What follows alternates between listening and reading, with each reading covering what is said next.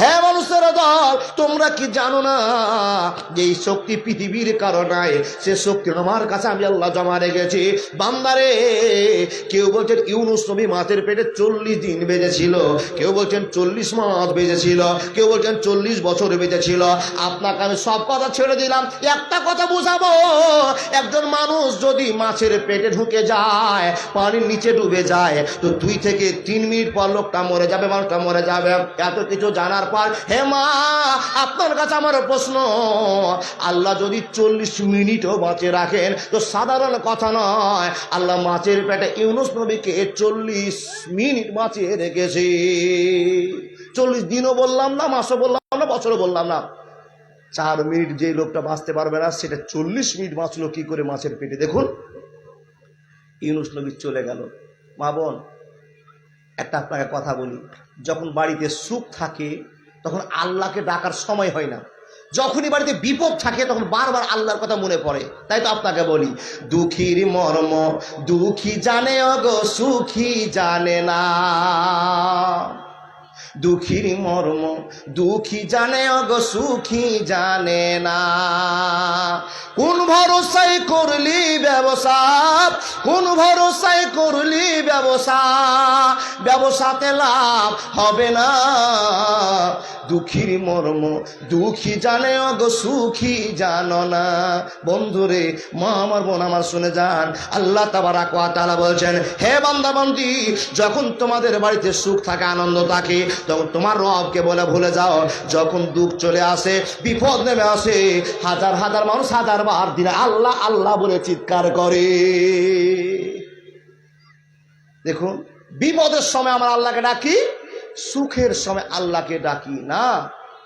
তাই তো আল্লাহ বলছে, বান্দা তোমরা হচ্ছে স্বার্থপরী মানুষ, তোমরা স্বার্থ সিদ্ধিতে চলো। যখন বিপদে পড়বে তখন রবকে ডাকবে, বিপদ যখন উদ্ধার হয়ে যাবে আল্লাহর কথা আর মনে থাকবে না। ইউনুস নবী মাছের পেটে শুয়ে আছেন, জ্ঞান কি করে হলো? খুব সময় কম, আপনাকে বলে যাচ্ছি জ্ঞান কি করে হলো।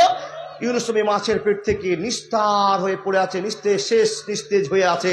এমন তো সময় দেখা গেল বাপ, পানির মাছটা আল্লাহর নামে জিকির করে। বাবা, পানির মাছটাও আল্লাহর নামে প্রশংসা করে। পানির নিচে কীট পতঙ্গ জীব জড় যেগুলো আছে, সেই জীবগুলোর আওয়াজ শুনে ইউনুস নবীর মাথাটা ঘুরে গেল, চক্কর মেরে তো, আল্লাহ আমি একজন মানুষ, আমাকে সুন্দর তুমি বডি দিয়েছো, আর মনের ভিতরে একটা বোঝার মতো শক্তি দিয়েছো, জ্ঞান দিয়েছো। আল্লাহ, এত কিছু জানার পর আমি তোমাকে ভুলে গেছি, কিন্তু একটা জীব মাছ, একটা জীব গাছ, একটা শামুক, একটা ঝিনুক, আল্লাহ তোমার নামের প্রশংসা করতে, তসবিহ করতে ভুলিনি। আমি একটা হতভাগা মানুষ, তোমার তসবিহ করতে ভুলে গেছি। ইউনুস নবী এই কথা চিন্তা ভাবনা করে আর ডানে বামে সামনে পিছনে না তাকিয়ে একবার মুখ থেকে বলতে আরম্ভ করেছে, লা ইলাহা, মনে মনে সবাই বলুন, লা ইলাহা ইল্লা আনতা সুবহানাকা ইন্নী কুনতু মিনাজ জালিমিন। আবার একবার বলুন, লা ইলাহা ইল্লা আনতা সুবহানাকা ইন্নী কুনতু মিনাজ জালিমিন। আল্লাহর কাছে কেঁদে কেঁদে দোয়া করে বলছেন, রব আমি হতভাগা মানুষ, তোমাকে না জানি এত বড় বিপদে পড়েছে। আল্লাহ আমার তো জ্ঞান হারিয়ে গিয়েছিল, আমি তোমাকে মিনিটের জন্য ভুলে গিয়েছিলাম, আমি টেনশনে জীবন কাটাচ্ছিলাম। আল্লাহ একটা জীবের কাছ থেকে জ্ঞান আমি অসংগ্রহ করলাম, তোমার প্রশংসা শুরু করেছি। হে রব্বুল আলামিন, তুমি আমার রব, আমাকে পরিত্রাণ দিতে আল্লাহ একমাত্র তুমি করতে পারো আল্লাহ। তাই তো আল্লাহ নবী মুহাম্মদুর রাসূলুল্লাহ সাল্লাল্লাহু আলাইহি ওয়াসাল্লাম আপনাকে জ্ঞান দিয়ে বলছেন, হে আমার উম্মতিরা, তোমরা যদি কেউ বিপদে পড়ে যাও, তোমরা যদি কেউ কষ্টের মধ্যে পড়ে যাও, কেউ যদি অশান্তিতে পড়ে যাও, তো আমার বন্ধু ইউনুস নবী যেই দোয়াটা বলেছিল, ওই দোয়াটা আল্লাহর সামনে মন থেকে বিশ্বাস করে বলবে, বিপদ থেকে কেউ তোমাকে বাঁচাতে না পারলে তোমার রব তোমাকে বাঁচিয়ে চলবে। হে বান্দা বান্দি শুনে নাও, আল্লাহ তাবারাক ওয়া তাআলা আপনাকে খবর দিয়ে বলছেন, বান্দিরে হাজার বিপদের সময় তুমি আমাকে স্মরণ করলে আমি আল্লাহ তোমার স্মরণে সাড়া দিব, অসুবিধা হবে না, হবে না, হবে না।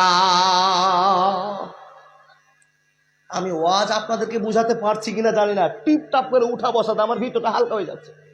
বেটি ছেলে মনে হয় ওয়াজ বুঝতে পারে না। ও মা বল, কেউ চুপচাপ ঠান্ডা মাথায় শুনছেন, মনটাতে আমার আবেগ লাগছে, এই মেয়েটির জন্য আমাকে ওয়াজ করতে হবে। আর কিছু কিছু মেয়ে দেখছে উঠছে বসছে, বাপ কিন্তু উঠা বসাটাও সত্য করে।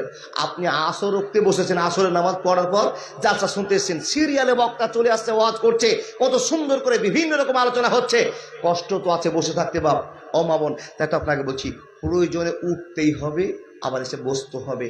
আমি যে ওয়াজটা করছি মনের ভিতর থেকে টান দিয়ে কষ্ট করে এই ওয়াজটা মাথায় করে বাড়ি নিয়ে গিয়ে ইবাদত শুরু করতে হবে। যদি সব বক্তাগুলোর কথাকে এক জায়গায় জমা করে একটা কথা যদি আপনি মেনে নেন, তাহলে এই কমিটি তাবলিগি জালসা করে যা ফায়দা চেয়েছিল আল্লাহর কাছে আমরা আবেদন করব, আল্লাহ তোমার ফায়দা আমরা পেয়ে গেছি, ভালোবাসা পেয়ে গেছি। একজন মহিলা ইমানের সাথে জিন্দেগি কাটাতে পেরেছে, আমাদের জালসার যত খরচ আছে সব মেনটেন হয়ে যাবে। আল্লাহ তুমি আমাদেরকে সেই পথ সুগম করে দাও, মনের ভিতর থেকে বলে আল্লাহুম্মা আমিন। সবাই একবার বলুন তো আস্তাগফিরুল্লাহ আল্লাযী লা ইলাহা ইল্লা হুয়াল হাইয়ুল কাইয়্যুম ওয়া আতুবু ইলাইহি। ও মা বোন, শেষ হয়ে গেল গল্প, আপনাকে মনোযোগ দিয়ে শোনাই। দেখো, ইউনুস নবী আল্লাহর কাছে দোয়া করলেন, এটা কম বড় বিপদ নয়। ইউনুস নবী জানে যে জায়গায় পড়ে গিয়েছি কেউ উদ্ধার করতে পারবে না, পারলে কে? আল্লাহ।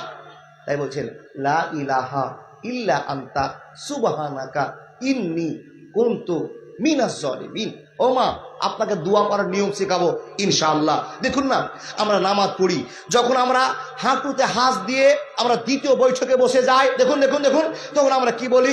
আত্তাহিয়াতু লিল্লাহি ওয়াসসালাওয়াতু ওয়াত-তাইয়্যিবাতু। সম্পূর্ণ শেষ করলাম, তারপরে কি বলি? আল্লাহুম্মা সাল্লি আলা মুহাম্মাদিন ওয়া আলা আলি মুহাম্মাদ। তারপরে কি বলি? আল্লাহুম্মা বারিক আলা মুহাম্মাদিন ওয়া আলা আলি মুহাম্মাদ কামা বারাকতা। বলি কি না? বলে চলে যাই। তারপর আমরা বলছি আল্লাহুম্মা ইন্নী জালামতু নাফসি। আপনি এমন একটা দোয়া আল্লাহর কাছে করছেন, নিজের যত গুনাহ আছে সবগুলোকে আল্লাহকে বলছেন জুলমান কাসীরা, জুলমান কাসীরান। হে আল্লাহ, আমি তোমার কাছে জুলুম তো করেছি, জুলমান কাসীরান, আমি অনেক লম্বা জুলুম করেছি, তুমি আমাকে ক্ষমা করে দাও। কত বড় দোয়া আপনি জানেন, কিন্তু এর মানে তো আপনি বুঝেন না গো, এ মতলব তো আপনি জানেন না গো মা। জানেন আজকে আপনি আল্লাহকে বলছেন জুলমান কাসীরা, বহুত গুনাহ করেছি, তুমি আমাকে ক্ষমা করো। আল্লাহ বলছে বান্দি, তুমি মুখ থেকে যখন আমার কাছে দোয়া করেছো আর চেয়েছো, আমি আল্লাহ ক্ষমা করে দিলাম। মনের ভিতরে বলো সুবহানাল্লাহ।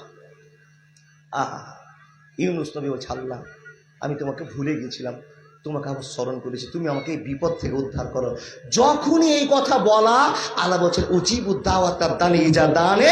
বান্দা, তোমার কথা আমি শুনলাম, আমি কাজে পরিণত করে দেখালাম। মাছকে অসহ্য করে দিল, মাছ আস্তে আস্তে উঠতে গিয়ে কিনারায় ইউনুস নবীকে ঢেলে দিল। এখান থেকে আপনাকে আমি বোঝাতে চাইলাম, আল্লাহ নবী ইউনুসের দোয়া আল্লাহ কবুল করলেন, কিন্তু আপনারা আমার দোয়া কবুল করে না। কেন করে না? আপনার স্বামী চুরি করে টাকা নিয়ে আসছে, আপনি প্রশ্ন করেননি। আপনার স্বামীও গুনাহগার, আপনিও গুনাহগার। আপনি স্বামী আর স্ত্রী মিলন ঘটিয়ে যে ফসলগুলো এসছে এগুলোও গুনাহগার। বা মন্দির সাহেব, এইরকম করে কোনোদিন ওয়াজ শুনিনি আর কোনোদিন বুঝিনি। আল্লাহ, এই কমিটির সব কটা বেটা ছেলেকে, বেটি ছেলেকে তুমি কবুল করে নাও, প্রতি বছর যেন এরকম একটা দাওয়াতি জালসার কাজ করতে পারে। আজকে যতটি বক্তা এসছে বাবা ঠান্ডা মাথায় সুন্দর করে শুধু কোরআন আর হাদিস আলোচনা করছে, আর যদি ইনকামের মানে উন্নতি করবে জালসা করে নাই, যখনই 8 ঘন্টা হলো চারদিক থেকে বক্তাকে চিমটি কাটাকাটি শুরু হয়ে গেল, টাকা লেও না জি, টাকা লেও না জি, টাকা লেও না জি, বারবার দেখেছেন, সময় চলে গেল। কিন্তু বাপ, আপনারা বলবেন বলি সে টাকার তো দরকার আছে, মাদ্রাসার প্রয়োজন, কিন্তু আজকে এমন একটা জালসা, এই যে আমার নানা সাহেব টিআইসি সাহেব মাদ্রাসার দায়িত্ব নিয়েছেন, মাদ্রাসাতে আমরা টাকা দিয়ে দিয়ে দিয়ে দিয়ে দিয়ে মাদ্রাসা গড়েছি, ইনশাআল্লাহ আখিরাতের পুঁজি তৈরি করে নিয়েছি। আজকে তাবলিগি জালসাতেও টাকা জমা করে দিয়ে আমরা দ্বীনি আলোচনা শোনার একটা সুন্দর ব্যবস্থা করেছি। আল্লাহ, বক্তা, শ্রোতা, কমিটির যত রকমের লোক আছে, আল্লাহ সকলকে তুমি এই রাতের বিনিময়ে কবুল করে নিয়ে জান্নাতের নায়ক নায়িকা বানিয়ে দাও। মন থেকে বলো আল্লাহুম্মা আমিন।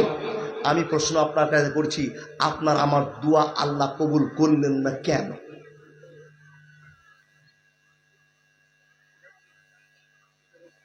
একবার সবাই মন থেকে একবার সিদ্ধান্ত করেন তো, 1 মিনিটের জন্য মুখটা বন্ধ করব। পৃথিবীর সুইচ বন্ধ হয়ে যাবে, তো বেটি ছেলের মুখের সুইচ বন্ধ হবে না? এ সুইচ বন্ধ করতে মালাকুল মতি পারবে। বাবা, পুরুষগুলো এতটি আছে, কারো টিপ টাপ নাই, কিন্তু মেয়েটি ছেলেরা খালি চলতে আছে ঝড়ের মতো। চলবে, এটা স্বাভাবিক কথা, চলুক না, চালিয়ে যান। সকালে বলবেন হাঁটি, ওই বক্তাটার ভিতরে কোনটা বক্তা ভালোটি, 5টা যা এসছিল, তো কোনটা বক্তা ভালোটি, এই করতে করতে কাকে যে ভোট দিবেন আল্লাহ জানে, শেষখানে বিজেপিতে ভোট পড়ে যাবে আল্লাহ জানে কিনা না। ভোট 5টা, আর আসর থেকে নিয়ে এখন পর্যন্ত কোনো বক্তা আপনাকে জাহান নামে ঢোকার ওয়াজ করেনি, সবাই জাহান নাম থেকে বাঁচার ওয়াজ করেছে। মা বোন, ঠান্ডা হন তো একবার, আপনাদের পরিচয়টা ভালো আল্লাহ বলেছেন, তো পরিচয়টা রাখেন তো। সবাই মুখটা একটু বন্ধ করি।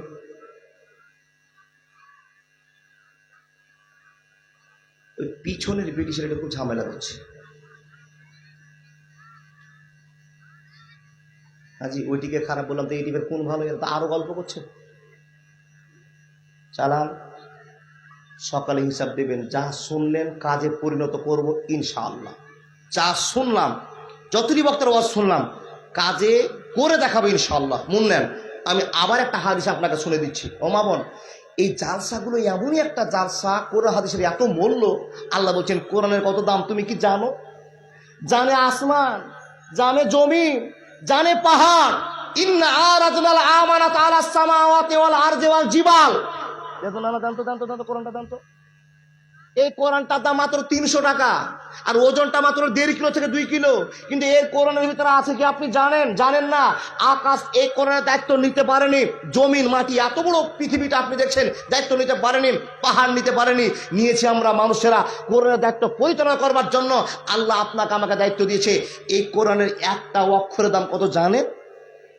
ওমা, যদি কেউ বিপদে পড়ে যান, আর বিপদের সময় যদি সূরা ফাতিহা একবার তেলাওয়াত করে হুম মেরে দেন, আল্লাহর প্রতি বিশ্বাস থাকার কারণে সঙ্গে সঙ্গে বিষ পানি হয়ে যাবে।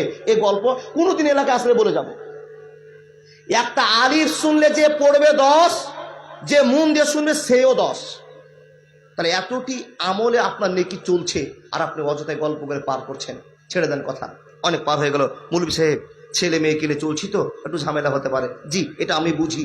আমার বাড়িতে একটা ছেলে মেয়ে আছে, ও বাপ, আমি জানি এই ভেজালের কত ভেজাল। দেখুন, আপনার দোয়া আল্লাহ কেন শুনেন না? আমার দোয়া কেন শোনেন না? আমি আল্লাহকে বুঝাতে পারিনি, আপনি আল্লাহকে বুঝাতে পারেননি।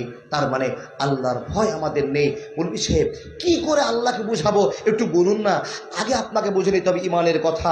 আল্লাহর বান্দা, আপনাকে বান্দি আপনি বুঝে নেবেন আল্লাহ এক, আল্লাহ আমাদের দেখছেন। আল্লাহ বলছে, বান্দা বান্দি শোনো, ডানে বামে সামনে পিছনে যেখানে যাও না কেন, যত চালাকি করো না কেন, সুম্মা ইলাইহি তুরজাউন, আমার কাছে ঘুরে ফিরে আসতেই হবে। আর যখন চলে আসবা, ইন্না ইলাইনা ইয়াবাহুম সুম্মা ইন্না আলাইনা হিসাবাহুম, সেই দিন বুঝিয়ে দিব পড়াই গুন্ডাতে আমি আল্লাহ কি আর তুমি বান্দা কি করেছো।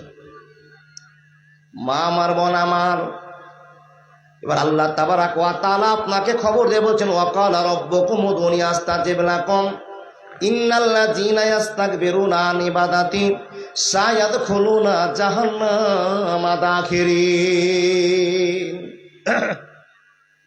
হে দিদি আমার, হে আল্লাহর বান্দা বান্দিরা, রাসূলের উম্মতিরা, আপনারা মনোযোগ ঠান্ডা করে, মাথাটা ঠান্ডা করে আপনি ওয়াজ বোঝুন। আজকে এমন একটা জালসা করার আল্লাহ সুযোগ দিয়েছে, আপনাদেরকে টাইম দিয়েছে। এই টাইমের ভিতরে অনেক জ্ঞান আজকে মাথায় করে বাড়ি নিয়ে যাব। সকালবেলায় সবগুলোকে মানার চেষ্টা করবো। আল্লাহ তুমি এর তৌফিক দান করো, আল্লাহুম্মা আমিন। মাগো, আপনার দোয়া আল্লাহ কেন শোনে না? আমার দোয়া কেন আল্লাহ শোনে না? কিন্তু যে লোকটার কথা বলবো, সে লোকটার নাম হলো ইব্রাহিম আলাইহিস সালাম। ছেড়ে দিলাম গল্প, দেখেন, খুব মনোযোগ দেন। ইব্রাহিম নবী আল্লাহর কাছে দোয়া করছেন। আপনারা সবাই জানেন ইব্রাহিম নবী জীবনে 113টা পরীক্ষা দিয়েছিল। 113খানা পরীক্ষা দেওয়ার পর সবচেয়ে কঠিন পরীক্ষা হলো 13টা। আর 13টার ভিতরে যে 3টা আছে, 3টা হলো জীবন দেওয়ার মতো, কলিজা ফাটার মতো পরীক্ষা। সেটা আপনার কাছে শোনাচ্ছি। আর সেই ইব্রাহিম আল্লাহকে যা বললেন, আল্লাহ সঙ্গে সঙ্গে পরিবারকে, পরিজনকে, পৃথিবীবাসীকে দেখিয়ে দিলেন ইব্রাহিম নবী যা দোয়া করেছে। এবার আপনাকে বলি কি দোয়া। আপনারা সবাই শুনলেন আমার কাছে 10-15 মিনিট আগে যে সারা আলাইহিস সালামকে হাজেরা স্বরূপ মেয়েটাকে উপহার দিয়েছিলেন। দেখুন ঝামেলাটা লাগছে কি করে। স্ত্রী সারা ইব্রাহিম নবীর এসে ইব্রাহিমকে বলছি, ইব্রাহিম তোমারও বয়স বেশি হয়ে গেল, আমারও তো বয়স বেশি হয়ে গেল, স্বামী স্ত্রীর মধ্যে আমাদের ফসল তৈরি হলো না, বাচ্চা বাচ্চি হলো না, তো আপনার কাছে আমার একটা প্রস্তাব আছে। কি প্রস্তাব? ও নবী ইব্রাহিম, আপনি এই মেয়েটা হাজেরাকে একটু বিয়ে করে নেন না। আপনার অরুষ থেকে সন্তান আসলো না, আমার পেট থেকে জন্মালো না, কিন্তু আমার বড় চাহিদা, একটা বাড়িতে বাচ্চার দরকার আছে, তো আপনি হাজেরাকে বিয়ে করেন। ইব্রাহিম বলছে, না না না, বিয়ে করা যাবে না গো, তোমার সঙ্গে আমার জীবনটা সুন্দর চলছে, আমি আর ভেজাল করতে চাই না, জীবনটা চলুক।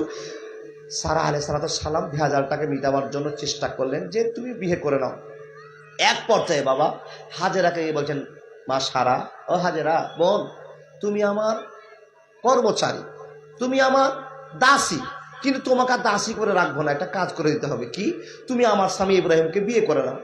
ইব্রাহিম নবীকে বিয়ের প্রস্তাব দিলেন আর হাজেরাকে বিয়ে প্রস্তাব দিলেন, দুই জড়ি বলছেন না। আর আইবারি হচ্ছে নিজের বড় স্ত্রী মা সারা। ও বাবজা দেখেন, প্রস্তাব দিয়ে দুইজন প্রত্যাখ্যান। এমন চাপের মাধ্যম দিয়ে মনটাকে জয় করে ইব্রাহিম নবী আর হাজেরার বিয়ে পড়িয়ে দিলেন। এ মা আমার শোনন, সময় দূর দূর করে পার হয়ে যা, আপনাকে বোঝাতে আরম্ভ করলাম।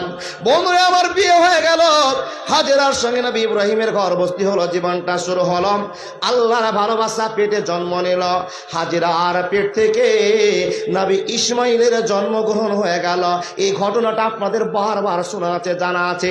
আপনি বলবেন, মাওলানা আমাদের জানা ঘটনা কেন বারবার আপনি আলোচনা করছেন? হে মা বোন আমার, এই জন্য আপনার কাছে আমার বারবার আলোচনা করা, হারিয়ে যাওয়া ইমানটা আবার ফিরে আসবে। ওয়াজ তো আপনি শুনেছেন, কিন্তু ওয়াজটাকে আপনি গুরুত্বপূর্ণভাবে বুঝেননি। মা আমার, বোন আমার, ইব্রাহিম নবী বিয়ে করলেন, আর সংসার জীবন চলতে চলতে ইসমাইল নবীর জন্ম হলো। এখন আপনার কাছে আমার প্রশ্ন, এ মা, যদি কারো 50 বছর একটা বেটা জন্ম নেয়, একটা বেটি জন্ম হয়, তো কেমন বাপ মার মনে আনন্দ হবে আপনাকে বুঝিয়ে আর শেষ করতে আমি পারলাম না। মা গো, পৃথিবীতে যত স্বাদের জিনিস আছে, স্ত্রীর পরে পরে বাড়িতে একটা ছেলে মেয়ের দরকার আছে, প্রত্যেকের বাড়িতে একটা বাচ্চার দরকার। ওই বাচ্চাটা কখন মা বলে ডাকবে, ওই বাচ্চাটা কখন আব্বা বলে ডাকবে, এর জন্য মা বাপ পাগল হয়ে ব্যাকুল হয়ে থাকে। একটা বাচ্চা যদি না হয়ে যায়, কলকাতার মাটিতে 10 লক্ষ টাকা খরচ করে দেয় একটা বাচ্চার জন্য। কিন্তু মা ও বোন দিদি আমার শুনে নেন, আল্লাহ কাকে ছেলে দিবে, কাকে মেয়ে দিবে, কাকে শুধু মেয়ে দিবে, শুধু ছেলে দিবে, একমাত্র আল্লাহ জানেন। আল্লাহ তাবারাক ওয়া তাআলা বলছেন, আমি কাকে বাঁধা করবো আমি জানি, পৃথিবীর কেউ তোমরা সেটা জানো না। এখনো কমাইয়াছাও ويهب لمن يشاء إناثا ويهب ليشاء الذكور أو يزوجهم ذكرانا وإناثا ويجعل من يشاء عقيما إنه عليم قدير। কবরের আযাব কত কঠিন, সইতে আমি পারিব না। মৃত্যু যন্ত্রণা কত কঠিন, সইতে আমি পারিব না। হে দয়াময় হে রহিম, চাই যে শুধু তোমার করুণা। কবরের আযাব কত কঠিন, সইতে আমি পারিব না। মৃত্যু যন্ত্রণা কত কঠিন, সইতে আমি পারিব না। মুনকির নাকির আসবে গরি, সওয়াল করিতে আমার কাছে। মুনকির নাকির আসবে গরি, সওয়াল করিতে আমার কাছে। সেই সওয়ালের সঠিক জবাব আমায় ভুলিয়ে দিও না। কবরের আযাব কত কঠিন, সইতে আমি পারিব না। মৃত্যু যন্ত্রণা কত কঠিন, সইতে আমি পারিব না। একবার মন থেকে বলুন না সুবহানাল্লাহ। মাগো আমার, এতক্ষণ ধরে আপনাকে একটা কথা বোঝাতে আরম্ভ করলাম, এখন আপনাকে যে কথা বোঝাতে আরম্ভ করেছি, এ মা, আপনি যদি মরণকে বড় স্মরণ করে থাকেন, ভাবি আপনি যদি মরণকে স্মরণ করে থাকেন, মরণের কথাটা আপনার যদি একবার মনে থেকে যায়, আপনার দ্বারা জেনা হবে না, আপনার জামার বেপর্দা হবে না, আপনার দ্বারা নামাজ আর ছুটবে না। মরণকে যদি কেউ ভুলে যায়, তাহলে সব অন্যায় করাটা আপনার জন্য জরুরি হয়ে যায়, আপনি করতে পারবেন। বন্ধুরা আমার শুনে যান, আল্লাহ তাআলার বান্দা হযরত ইব্রাহিম আল্লাহকে কতটা খুশি করেছেন। আর আপনাকে এখন প্রশ্নটা আমি করব, আপনি আল্লাহকে কতটা খুশি করেছেন? আমি আপনাকে আল্লাহ কতটা খুশি করেছি? এ মা, যখন 60 বছর 50 বছর বয়স, তখন বুড়া অবস্থায় বৃদ্ধ অবস্থায় একটা ছেলের বাপ হলো, যে ছেলের বাপের নাম হলো ইব্রাহিম আলাইহিস সালাম। দেখুন, এত বেটা বেটির উপর ময়া, এত ভালোবাসা। আপনার ছেলে মেয়েকে দিয়ে ভাবুন একটু, মাগো আপনার মেয়েটাকে একটু ভাবুন, আপনার ছেলেকে দিয়ে ভাবুন, আপনার বেটা আপনার বেটি কত ময়ার জিনিস। আপনার স্বামী স্কুলে যাচ্ছে, কোনো জায়গাতে চলে যাচ্ছে, আর আপনি ছোট্ট বাচ্চাটাকে কোলে করে নিয়ে আছেন। আর দেখুন মোটর সাইকেলে বাপ চড়ে নিয়েছে, তখন ছোট্ট বাচ্চাটা মুখ থেকে 2 বছরের বাচ্চা বলছে আব্বা, স্পষ্ট করে বলতে পারেনি। তো বাপ তার মোটর সাইকেল স্টার্ট দিতে পারলো না, মোটর সাইকেল থেকে নেমে স্ত্রীর কাছে বাচ্চাটাকে না আবার গালে মুখে চুমা দিয়ে বলছে, স্ত্রী একে নিয়ে একটু ভিতরে চলে যেত, একে ছেড়ে আমি কাজে যেতে পারবো না। এখান থেকে কি বুঝলেন? এদের কি অনুভব করলেন? এই বাপের ছেলেটার জন্য কত ভিতরে মায়া আছে। মা বোন, প্রত্যেকেরই ছেলে বাচ্চার মায়া আছে। দেখুন ইব্রাহিম নবীর ছোট বাচ্চা ইসমাইল সময়টা পার করছেন, ছোট বাচ্চা দূর দূর করে দৌড়াচ্ছেন। দেখুন এমন তো সময় খবর হয়ে গেল, হে ইব্রাহিম, তোমার প্রিয় ভালোবাসার জিনিসটা আমার নামে উৎসর্গ করে দিতে হবে, এদের জন্য একটা ব্যবস্থা তোমাকে নিতে হবে। ইব্রাহিম নবীকে আল্লাহ খবর জানালেন, হে নবী ইব্রাহিম, তুমি তো 113খানা পরীক্ষা দিয়েছো, তার মধ্যে একটা গুরুত্বপূর্ণ পরীক্ষা। বন্ধুরে, তুমি তোমার রবকে বেশি ভালোবাসো না তোমার বেটা ইসমাইলকে ভালোবাসা, তার প্রমাণ তোমাকে দিতে হবে। কেমন করে দিতে হবে আল্লাহ তুমি বলে দাও। হযরত ইব্রাহিমের কাছে খবর হয়ে গেল, তোমার স্ত্রী হাজেরা আর তোমার বেটা ইসমাইলকে বনবাসে রেখে চলে আসো, যেই জায়গাতে কোনো ভালোবাসার প্রতীক থাকবে না। বন্ধুরে আমার, আল্লাহর কথা শুনে হযরত ইব্রাহিম মনটাকে পাথরের মতো শক্ত করে নিলেন। আল্লাহ তুমি আমাকে অর্ডার দিয়েছো, মাবুদ রে, ইব্রাহিম তোমাকে এতটা ভয় করে, এতটা মান্যতা দেয়, লা ইউমিনু আহাদুকুম হাত্তা কুনা হাব্বা ইলাইহি মিন ওয়ালিদিহি ওয়া ওয়ালাদিহি ওয়ান নাসি আজমাইন। ইয়া আল্লাহ, তোমার নবী মুহাম্মদ আমাদেরকে খবর জানিয়ে দিয়েছে, লা ইউমিনু আহাদুকুম হাত্তা কুনা হাব্বা ইলাইহি মিন ওয়ালিদিহি ওয়া ওয়ালাদিহি ওয়ান নাসি আজমাইন। যতক্ষণ টাকা পয়সা ধন সম্পদ বেটা বেটির চাইতে আল্লাহ এবং আল্লাহ রাসূলকে মানুষেরা না ভালোবাসতে পারবে, ততক্ষণ মহিলাদেরকে পুরুষদেরকে মুমিনের সার্টিফিকেট দেওয়া হবে না। মা বোন, এখন আপনাকে যদি প্রশ্ন করি উত্তর আপনি দিতে পারবেন না, আমি আপনাকে বুঝাই। বেটা বেটি টাকা পয়সা ধন সম্পত্তি যা কিছু দুনিয়া স্বাদ আছে, বলুন তো এর চাইতে কি আমরা আল্লাহকে বেশি ভালোবাসি, নবীকে বেশি ভালোবাসি? না, আমাদের দুনিয়া আখিরাতকে, আমরা দুনিয়াকে প্রাধান্য দিয়েছি, আখিরাত ভুলে গেছি, আল্লাহ এবং আল্লাহ রাসূলকে ভালোবাসি না। আর নবীজি বলছেন, লা ইউমিনু আহাদুকুম হাত্তা আকুনা হাব্বা ইলাইহি মিন ওয়ালিদিহি ওয়া ওয়ালাদিহি ওয়ান নাসি আজমাইন। হে মানুষ সকল, তোমরা শুনে নাও, যতক্ষণ আল্লাহ এবং আল্লাহ রাসূলকে নিজের জীবন চাইতে বেশি না ভালোবাসতে পারবে, ততক্ষণ পর্যন্ত তোমাকে পাকা ইমানদার মুমিন মুসলমান বলা যাবে না। আর যতক্ষণ পাকা মুমিন মুসলমান না হবে, ততক্ষণ তুমি জান্নাতে ঢুকতে পারবে না। আল্লাহ তাবারাক ওয়া তাআলা বলছেন, golden Medina oh my sweet Medina, I can not forget you dear Medina, I can not forget you dear Medina, can not forget, good not forget dear Medina, can not forget, good not forget dear Medina, I can not forget you dear Medina, you are better than Arse Mohalla, you are better than Arse Mohalla, dear prophet Islam in Medina, I cannot forget you dear Medina। একবার মুখ থেকে বলুন না সুবহানাল্লাহ।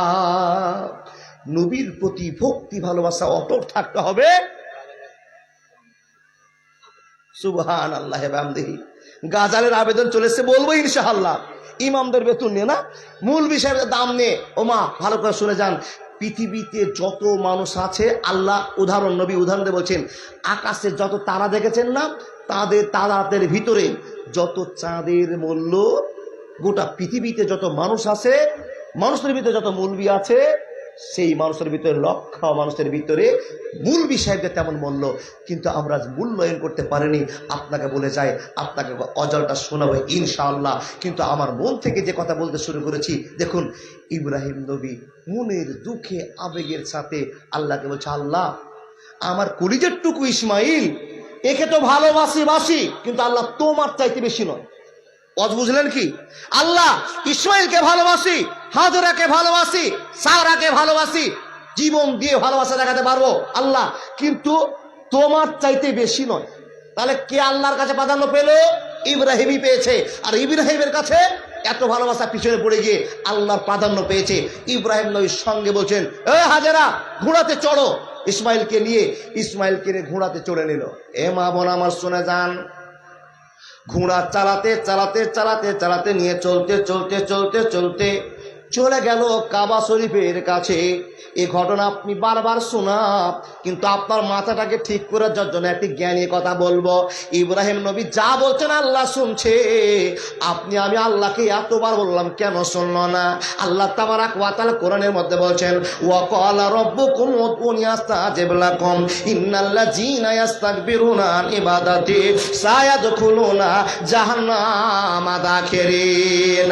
বন্ধুরা আমার শুনে যান, মা বোন শুনে যান, আল্লাহ তাবারাক ওয়া তাআলা নবী ইব্রাহিম স্ত্রী হাজরাকে সঙ্গে নিলেন আর বেটা ইসমাইলকে সঙ্গে নিয়ে চলতে আরম্ভ করলেন। চলে যায় কাবা শরীফের কাছে হাজরাকে নামিয়ে দিয়ে, ইসমাইলকে নামিয়ে দিয়ে বলছেন, হাজরা এখানে নেমে যাও। হাজরা আলাইহিস সালাম নেমে গেলেন। খুব গুরুত্বপূর্ণ, আপনারা চিন্তা করে বুঝেন। মা গো, হাজরাকে নামিয়ে দেওয়া হলো। হাজরাকে ইসমাইলকে নামিয়ে দেওয়ার পর আল্লাহ নবী ইব্রাহিম উটের লাগামটাকে, মুখটাকে বাড়ির দিকে রওনা করে চলতে আরম্ভ করলেন। পিছন থেকে আল্লাহর বান্দী হাজরা ইব্রাহিমকে ডেকে বলছেন, রে ইব্রাহিম, বলো তো এই জায়গাতে একটা মানুষজন নাই, এখানে একটা গাছগাছালি নাই, এমন একটা নির্জন জায়গাতে, মরুভূমির মতো জায়গাতে ইব্রাহিম রে কেমন করে রেখে তুমি চলে যাচ্ছ? বলো তো তোমার কি উদ্দেশ্য? ইব্রাহিমকে জিজ্ঞাসা করা হলো, এই ইব্রাহিম বলো তো তুমি কি মনের খেদে রেখে যাচ্ছ না কারো আদেশে রেখে যাচ্ছ? ইব্রাহিমকে যখন স্ত্রী এই প্রশ্ন করা, ইব্রাহিম আলাইহিস সালাম বলছেন, রবের আদেশে রেখে যাচ্ছি। মুখ থেকে বলুন না সুবহানাল্লাহ। ভাই বসো। দেখেন জ্ঞানী স্ত্রী স্বামীকে প্রশ্ন করেন, ও ইব্রাহিম, এরকম একটা ফাঁকা জায়গা, একটা গাছ বেঁচে নাই, নির্জন জায়গাতে আমাকে রেখে আর আমার কলিজার টুকরো ইসমাইলকে রেখে কোথায় চলেছেন? আপনার ইচ্ছাতে না কারো ইচ্ছাতে? ইব্রাহিম নবী হাতের ইশারা দিয়ে বলছেন, আমি রবের ইচ্ছায় তোমাকে রেখে যাচ্ছি। চলে গেল, অনেক গল্প আছে বাপ মা, চলে গেল, রেখে দিয়ে হাঁটতে শুরু করেছেন। আচ্ছা বলুন তো, ভিতরে যে কত টেনশন, কত দুঃখ, কত জ্বালা জানছেন কে? ইব্রাহিম। আল্লাহকে এই কথা বলছেন আর চলে যাচ্ছেন, আল্লাহ আমার কলিজার টুকরো, এত বয়সে আমি একটা ছেলে পেলাম ইসমাইলকে, আর এত ভালোবাসার আমার প্রিয় পাত্রী আমার হাজেরা, যে মেয়েটা আমাকে খুশির ওপর খুশি দিয়েছে, আমাকে একটা বাচ্চা পুরস্কার দিয়েছে, আর এমন জায়গাতে আমার স্ত্রীকে রেখে আর ছেলেকে রেখে চলে যাচ্ছি। পিছনে তাকিয়ে দেখছেন না বাপ? দেখেন, ছেলের দিকে যদি তাকিয়ে দেখে ভিতরটা ফেটে যাবে। ইসমাইলের ছোট হাত দিয়ে বাপকে স্বাগতম জানাবে, আব্বা কোথায় যাচ্ছ, আব্বা কোথায় যাচ্ছ? একবার যদি ইসমাইল ডেকে নেয়, আমি বাপ সহ্য করতে পারবো না, তাই উটের লাগামটাকে সামনে দিয়ে টানতে টানতে চলে যাচ্ছেন। বন্ধুরে আমার, মা বোন আমার শোনা যান, এ চলে যেতে মন থেকে বড় একটা আবেগ চালু হয়ে গেল। আল্লাহ গো, আমার এত ভালোবাসার জিনিস হলো হাজেরা, আর আমার কলিজার টুকরো ইসমাইল, আল্লাহ গো এমন জায়গাতে ছেড়ে চলে আসলাম। এ রব্বুল আলামিন, এই জায়গাতে আমার ইসমাইলকে যদি বাগে খেয়ে নেয়, আমার ইসমাইলকে কেউ বাঁচাতে পারবে না। এমন মনে দুঃখ আর টেনশন নিয়ে চলতে আরম্ভ করেছেন। চলে যায় এমন অবস্থায় ইব্রাহিম নবী নামতে আরম্ভ করলেন, নিচে নামতে আরম্ভ করলেন। আস্তে আস্তে ইসমাইলের মুখ দেখা যায় না, হাজেরার মুখ দেখা যায় না। তখন ইব্রাহিম নবী আল্লাহর কাছে চোখের পানি ফেলে কাঁদতে শুরু করলেন। কি বলে কাঁদতে আরম্ভ করলেন? হে রব, আমার কলিজার টুকরোকে তোমার জন্য আশ্রয় করে দিয়ে চলে আসলাম। হে আল্লাহ, জানি না বাঘে খাবে না, শিয়ালে খাবে না, কুকুরে খাবে, মাবুদ গো তোমার কাছে আমি একজন তোমার বান্দা, আমি ইব্রাহিম তোমার কাছে বিচার দায়ের করতে আরম্ভ করলাম। হে আল্লাহ, এমন এক জায়গায় রেখে আসলাম, কোরআনের ভাষায় ইব্রাহিম নবী বলছেন, রব্বানা ইন্নী আসকানতু মিন যুররিয়াতি বিওয়াদিন গায়রা জি জারইন ইনদা বাইতিকাল মুহাররামে। আল্লাহ গো, তোমার কাবার কাছে আমার ছেলেকে আর স্ত্রীকে রেখে আসলাম, এর রক্ষণাবেক্ষণের মালিক আল্লাহ তুমি, এত তোমার হাতে রেখে চলে আসলাম। চোখের পানিতে ঝরঝর করে দাড়ি ভিজে ও বাপ জীবনটা কাটাচ্ছে। কষ্টের কথা কি গো বাপ, কারো স্ত্রীর সঙ্গে ভালোবাসা থাকলে, ছেলে মেয়ের সঙ্গে ভালোবাসা থাকলে কতটা হিট লাগতে পারে। এবার মনটা দিয়ে আপনি পরিবর্তন করুন, মনটা দিয়ে একটু বিচার করুন। হে মামা, সময় চলে যায়, ইব্রাহিম নবী আল্লাহর কাছে দোয়া করতে আরম্ভ করলেন, হে রব, আমি তোমার কাছে শেষ পর্যন্ত দোয়া করতে আরম্ভ করলাম।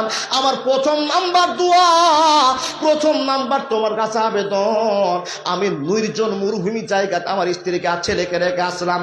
মাবুদ গো, রব্বানা লিকুমুস সালাতা ফাজআল আফিদাতাম মিনান নাসি তাহবি ইলাইহিম ওয়ারযুকহুম মিনাস সামারাতি লাআল্লাহুম ইয়াশকুরুন, লাআল্লাহুম ইয়াশকুরুন।